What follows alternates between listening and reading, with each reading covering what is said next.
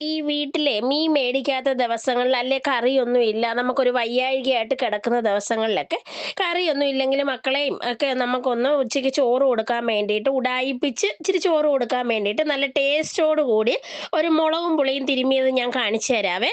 അപ്പം ഇതൊക്കെ എല്ലാവർക്കും പ്രയോജനപ്പെടുകയും ചെയ്യുമല്ലോ. അമ്പലങ്ങളിൽ പോകേണ്ട ദിവസം അല്ലെ വ്രതം എടുക്കുന്ന ദിവസം ചിലപ്പോൾ നമുക്ക് വയ്യാഴികയൊക്കെ ഉള്ള ദിവസം നമുക്കിപ്പോൾ ഒത്തിരി കറിയൊന്നും വെക്കാൻ പറ്റത്തില്ല. അപ്പം നമ്മൾ എന്തെങ്കിലുമൊക്കെ കാട്ടിക്കൂട്ട് അപ്പോൾ ഒരു ടേസ്റ്റ് കൂടെ വേണ്ടേ. അപ്പോൾ ഒന്നോ രണ്ടോ സവാള എടുക്കുക, നന്നായിട്ട് കൊത്തി അരിയുക, അല്ലെങ്കിൽ നീളത്തിൽ അരിഞ്ഞാലും മതി. ഉള്ളി എങ്ങനെ കഴിക്കാൻ ഇഷ്ടമെന്ന് വെച്ചാൽ അതുപോലെ എടുക്കുക. കുറച്ച് മുളക് പൊടി, കുറച്ച് പുളി, നമ്മുടെ പിഴുപുളി, പിന്നെ കുറച്ച് ഉപ്പും ഇട്ട് വെളിച്ചെണ്ണ ഇട്ട് നന്നായിട്ട് അങ്ങ് തിരുമി യോജിപ്പിക്കണേ. തിരുമി യോജിപ്പിച്ചിട്ട് നന്നായിട്ട് ഇത് തവി വെച്ച് ഇളക്കാൻ പറ്റത്തില്ല. ചിലവർ ചോദിക്കും തവി വെച്ച് ഇളക്കിയപ്പോൾ, അങ്ങനെ പറ്റത്തില്ല. കൈ വെച്ച് ഇളക്കിയാൽ മാത്രമേ ഈ പുളിയും സവാളയും മുളക് പൊടിയും എല്ലാം കൂടെ അത് യോജിക്കത്തുള്ളേ.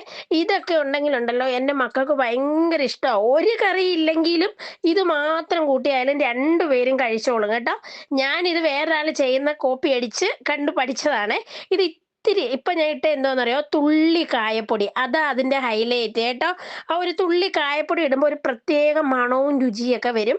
അപ്പം ഈ എന്താ പറയുന്നേ, പെട്ടെന്ന് തട്ടിക്കൂട്ടാൻ പറ്റുന്ന ഒരു കറി ഇതങ്ങ് ചെയ്തു നോക്കണേ.